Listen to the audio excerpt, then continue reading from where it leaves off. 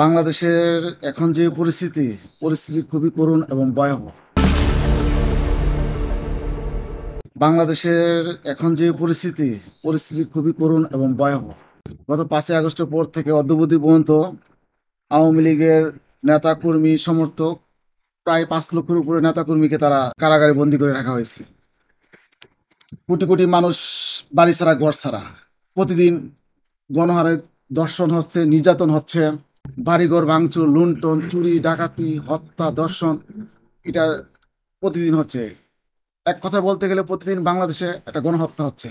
তো এই সিচুয়েশনে আওয়ামী লীগ কিভাবে নির্বাচন যাবে বা কিভাবে যাবে? আওয়ামী লীগের নেতা কর্মীরা দেশের বাইরে, দেশান্তরিত, আর যারা আছে তারা পলাতক আছে। মানুষের মধ্যে খুব একটা শোচনীয় অবস্থায়।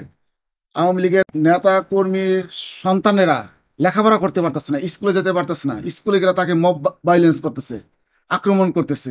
এই পরিস্থিতি নির্বাচন যাওয়ার তো প্রশ্নই আসে না। আর এই সরকারটা তো অবৈধ। তো অবৈধ সরকার কিভাবে নির্বাচন দিব? সরকারটাই অবৈধ। আর দেশীয় আন্তর্জাতিকভাবে এই নির্বাচন যদিও তারা দেয়, এটা গ্রহণযোগ্য হবে না। কারণ তারা আওয়ামী লীগের নির্বাচন তারা বাহিরে রাখতে চাচ্ছে। আর যদিও আওয়ামী লীগের নির্বাচনে আনতে চায়, তারা কিভাবে আনবে সেটা আমার বোধগম্য না। দেশের অবস্থা এতটাই শোচনীয়।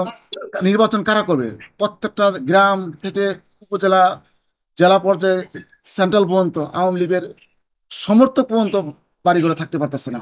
আর নেতা কর্মী তো দূরের কথা। আপনারা দেখেছেন গত 2-3 মাস আগে গোপালগঞ্জে কিভাবে গণহত্যা চালিয়েছে।